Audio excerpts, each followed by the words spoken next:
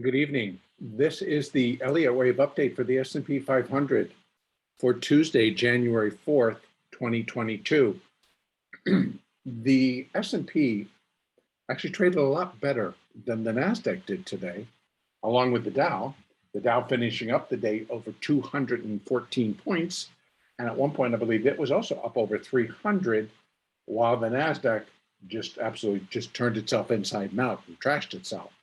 But back here at the S&P, the market did manage to break above 4,800 and got up to 4,808 before, again, turning lower as the US markets began to open. What that has done, it has now left us with a fairly clean 1, 2, 3, 4, 5 with a new high. I'm marking it as minor wave 1. This is now all going to be up for grabs and can change. And as I was talking about, I believe yesterday, the degree level of this move may change. As I've restated, and I'm going to show you as soon as I can move my chart down. There it is. This is in the intermediate wave 4, which means that this whole wave is an intermediate fifth wave, which should really produce a nice, sweet, bullish run closer to 5,000 than to 4,800. But I'm sure everyone's aware of what was taking place over in the NASDAQ today, which turns everything kind of on its ear a little bit in terms of like, what are the intentions? We have one day of a really strong rally, then we have another day of a decline. Today, we saw the Dow with a strong rally on the back of basically Boeing and the banks. What do we see tomorrow? That they're going to take those down and this one will rally. So again, I think it's all a part of this very long-term topping process for these very long-term bull market advances. And again, just to quickly review, if we are finishing a super cycle degree third wave, the third wave started higher in 1932. That's a long time. That's over 90 years, or 90 years this year, that this biggest wave that we're counting started and has been in force. Now, within that, we have 5 waves of cycle degree, of which cycle 4 ended in 2009. So that means that this cycle 5 wave has been in force for 13 years now, going on 13 years. So long-term markets moves, they get tagged that because they take that long to unfold completely because of the size of the degree. So let's not forget that in a super cycle degree move, there are going to be 5 waves of cycle degree. Within one of the cycle degree moves, so either cycle 1, 3, or 5, there are going to be 5 waves of primary degree. And then within each one of 1, 3, and 5 on a primary degree basis, there are going to be 5 waves of intermediate degree. And within that, in the intermediate degree, we'll say within this intermediate wave 5, which we're now counting to the upside, there'll be 5 waves of minor degree. Now, I've left open the possibility, now that we're at new highs, should everything turn quickly, much quicker than I had expected in terms of my degree count, everything turns sour and we get something going and then markets decide, nope, that's it, we are done, then yes, I would likely have to change this to minor and put a minor 5 there and put the intermediate 5 here. It is a new high. And so it fits the bill in terms of requirements under Elliott for the move. I personally think there's a lot more to come. So I'm leaving my count as is for right now. We remain in the process of counting an intermediate fifth wave up We've just finished the first rally leg, and I'm labeling it minor wave one. That then tells us we should move lower in a minor two corrective phase. Now, whether this is A and B, I doubt, because this is the size that we're correcting. So from 4,500 to 48, so we got about 300 points. 50% brings us back to 46.64. Not all that much. 618 brings us back to 46.30. We still stay above 4,600, even at the 70%. And we can actually come down close, but can't exceed the 100%, which is at 48.08. No, that's not true. 45.20. Excuse me. It gave me all the wrong details. Starts at 45.20, this one. So it can come down there, it just can't exceed it. So I'm thinking that if this is just a small 1, 2, maybe we start to drop more severely tomorrow. It's all up in the air, because the markets are obviously going to tell us they're getting into really kind of some finicky type moves, with the S&P really being held hostage today, as the NASDAQ components that are in the S&P were dropping like a stone, but then we had the broader market components in the S&P, which were rallying. So it had this internal battle, and finally it did give up some points here on the way down, but it only really dropped 30, that's 35, 38, 43 points total.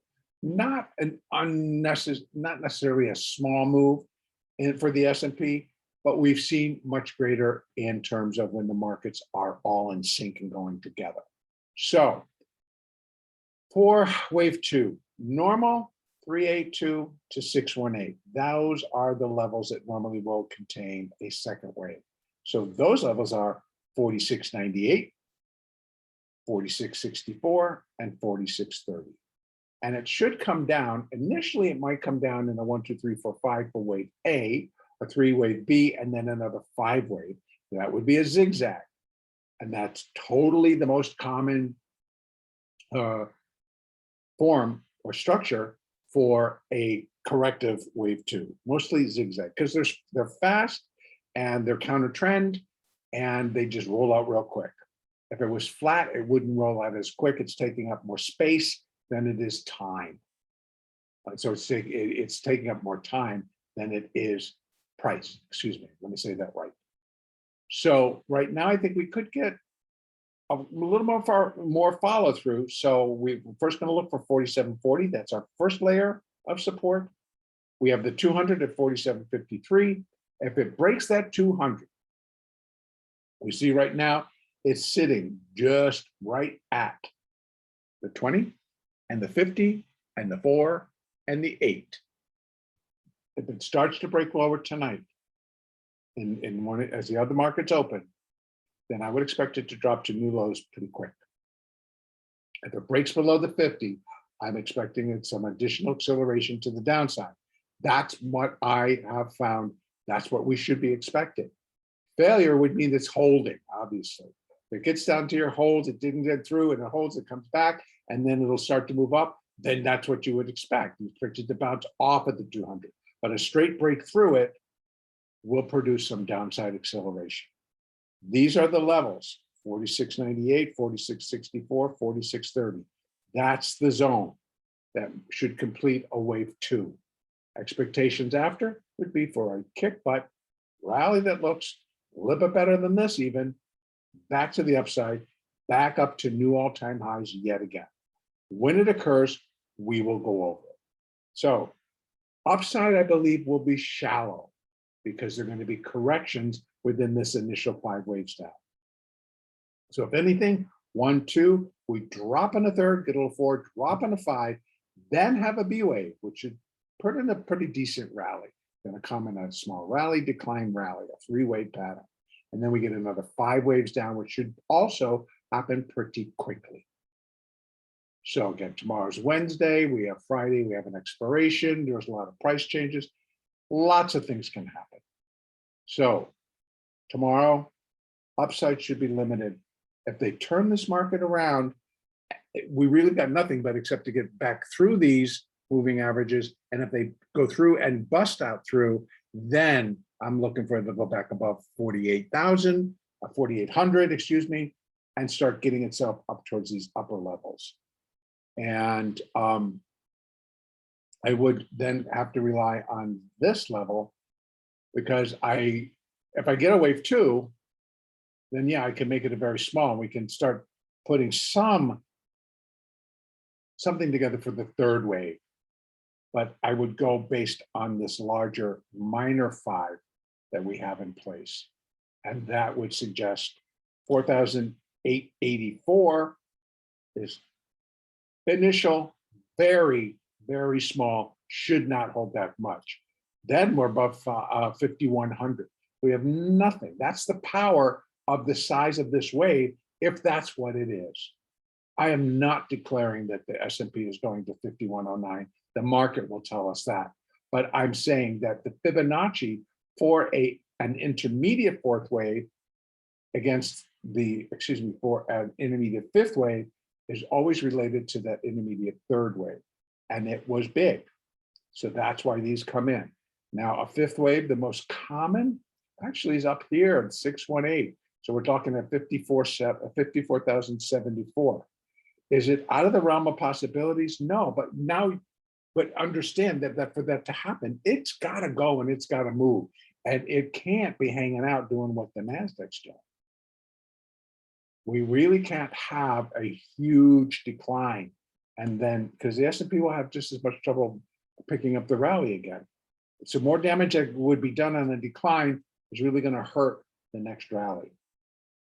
But again, stranger things, I keep telling you that, but stranger things have happened. It could drop all the way down. Cannot exceed this low, but it can come down and equal it and still be a wave two. We got a lot of downside room and we have a lot of upside room. Let the market have at it. More important, continue to trade using the moving averages. When they break, the bigger ones, the 20, the 50, the 200, when they break in the direction of what it's going, usually you're going to get acceleration. In this case, it's going to be down. Same case if it's coming back up, once it's reached a low, when it breaks back above, it should provide a little bit stronger of a bounce as we break above these moving averages and they can hold the market above it. It'll attract more buyers to move in. This is where I'm going to end it for right now. We're going to let the market tell us. Have a very great, profitable trading day tomorrow. And the next update will be on Wednesday, the 5th of January.